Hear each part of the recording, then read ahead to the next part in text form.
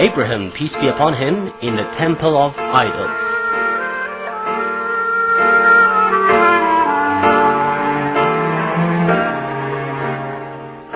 Ibrahim started his heavenly mission and so addressed his people, "What are these inanimate statues before which you have knelt down?"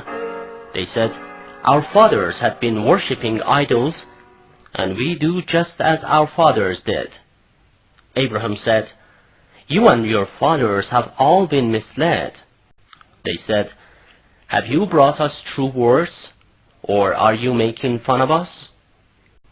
Abraham said, "There is the unique God, who is the creator of earth and heavens, and the supervisor of all their affairs."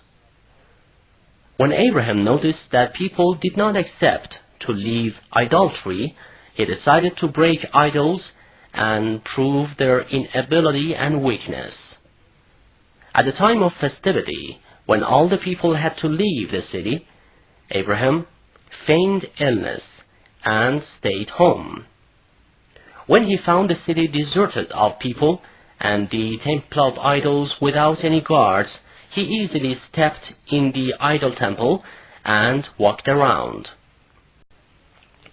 Idols were decorated with different ornaments and were placed all around the idol temple.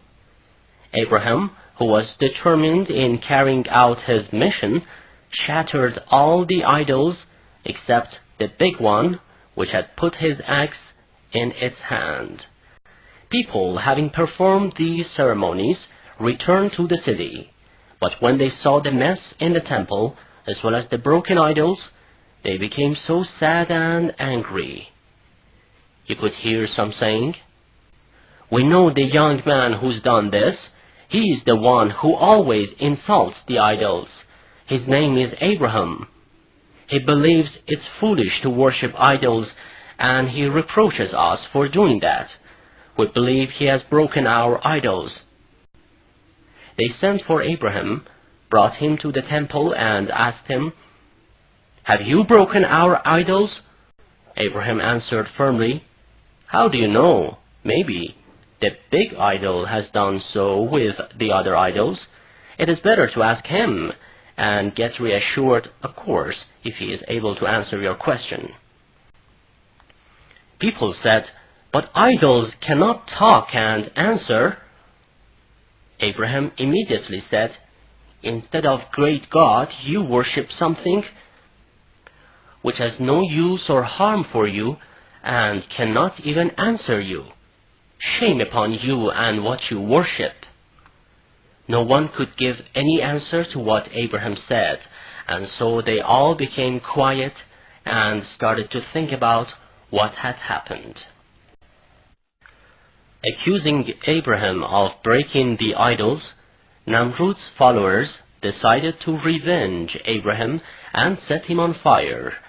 They believed Abraham's deed was a public offense, and so everybody should cooperate in getting revenge.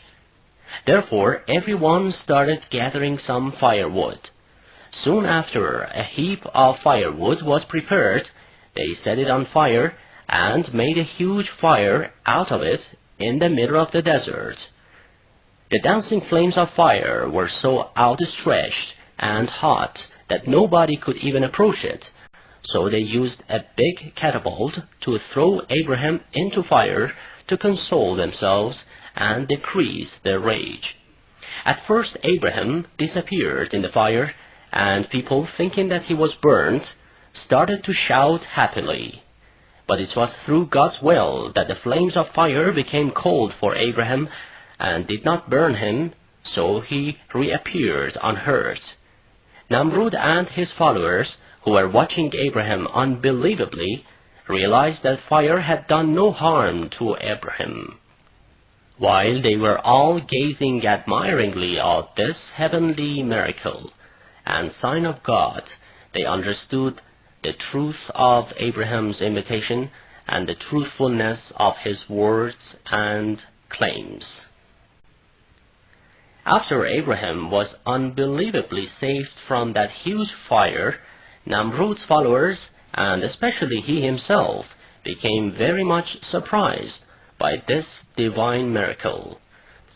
So Namrud called Abraham and asked him, "Who is this God that you invite people to and you want them to worship?" Abraham said, "My God is one who puts an end to the life of people and revives them. He is the one who dominates the lives of all living creatures." Namrud replied, "This is nothing. I can also kill and revive people. Do you want to know how? I'll show you right away. Just watch it.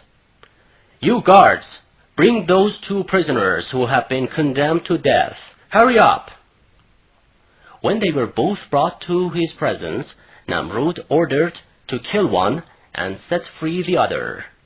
Then he turned to Abraham and said victoriously, "Did you notice how I can put people to death or grant life to anyone I wish?" Namrud himself knew this was not the truth. He wanted to burn Abraham, but God saved him from the burning fire. Abraham replied, "My God is the one who makes the sun rise from the east every morning. Now you make it rise from the west if you can." Namrud, who was denying the truth, had no other answer. He released Abraham, but sent him out of town, lest people would come to believe in his God and follow him. Thus Abraham set out for Syria.